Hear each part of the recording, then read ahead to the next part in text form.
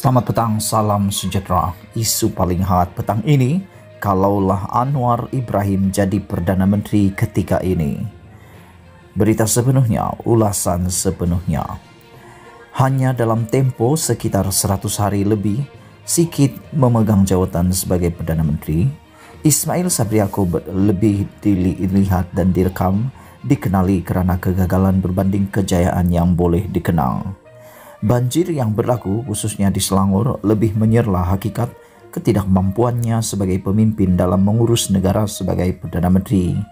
Ketika ini selain termenjadinya beliau sebagai Perdana Menteri buat mula disesali, ramai yang lain pula tanpa sembunyi meluahkan rasa meluat dan menyampah dengan kepimimpinannya yang gagal itu.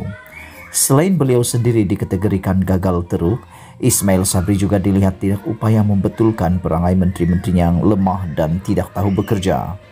Jika kita rajin mendengar perbualan golongan profesional dan ahli perniagaan di kafe-kafe sambil menikmati secawan kopi di sekitar ibu negara atau kita sendiri berkesempatan berbual-bual dengan mereka, rata-rata mereka begitu kecewa serta menolak kepimpinan Ismail Sabri. Kata mereka, sudahlah mengurus ekonomi dan merangsang negara untuk maju mau ke hadapan seperti tidak ketahuan, lebih malang lagi menangani banjir melalui kabinet yang besar pun tiada kemampuan. Yang lain pula mencela, itu baru berdepan dengan banjir yang biasa berlaku kepada setiap tahun. Belum lagi kita berlaku perang dengan negara lain atau lain-lain konflik yang lebih berat. Bersama pelbagai luahan rasa kekecewaan itu, sebahagiannya tanpa berselindung berkata, kalaulah ketika ini Anwar Ibrahim yang menjadi Perdana Menteri, pasti keadaan seburuk ini tidak dialami oleh negara kita atau dapat dielakkan. Dengan Anwar selalu melahirkan ide yang segar untuk negara, berani serta pantas memberi reaksi terhadap sesuatu isu, suaranya tidak pernah diam terutama di parlimen. Selain statementnya begitu gagah, bahkan terlihat lebih bertenaga berbanding Ismail Sabri, di samping kepimpinan yang menyerlah, beliau amat diyakini mampu mengurus negara ini dengan lebih baik ketika berlakunya krisis seperti sekarang ini. Dalam situasi kritikal selepas COVID-19 dan kini dibebani dengan banjir, kepimpinan yang segar dan tangkas seperti yang ada pada Anwar adalah penawar yang sebenar.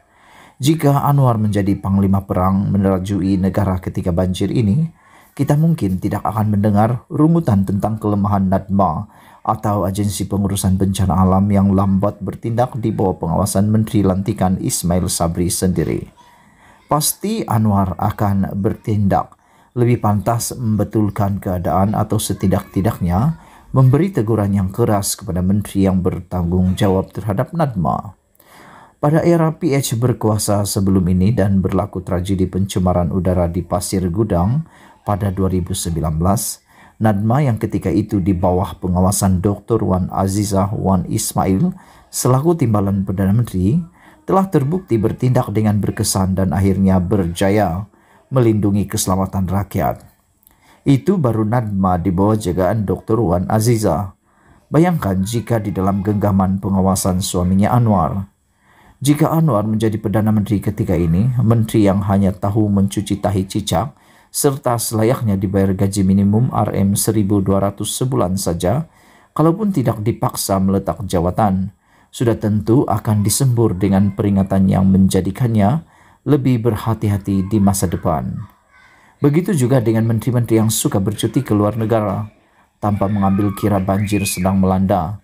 Kalaulah Anwar jadi Perdana Menteri, di samping mungkin mengarahkan mereka pulang dengan segera beserta amaran dan suara yang lebih tegas, tidak mustahil beliau juga akan bertindak membeku atau memansuhkan percutian ke luar negara bagi menteri-menteri untuk suatu tempo tertentu sehingga keadaan ekonomi negara dipulihkan sepenuhnya.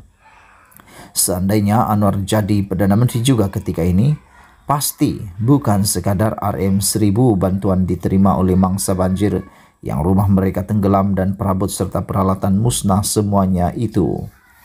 Sebagaimana semalam beliau mencadangkan agar Ismail Sabri menangguhkan proyek-proyek mega dan menggunakan peruntukan itu untuk memberi bantuan keuangan lebih besar kepada mangsa banjir dengan kuasa di tangannya, Kalaupun tidak RM10.000, rasa-rasanya RM5.000 akan diberikan Anwar kepada setiap mereka jika kuasa Perdana Menteri ada dalam tangannya.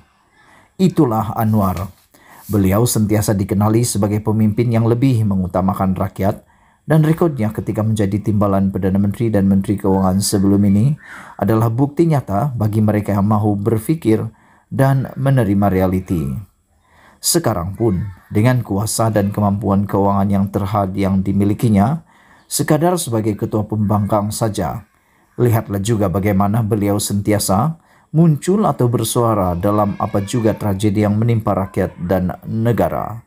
Anwar adalah kerinduan sebenarnya rakyat yang dahagakan pembelaan, terutama di ketika Ismail Sabri dilihat semakin tidak bermaya dan hilang punca memimpin negara ini.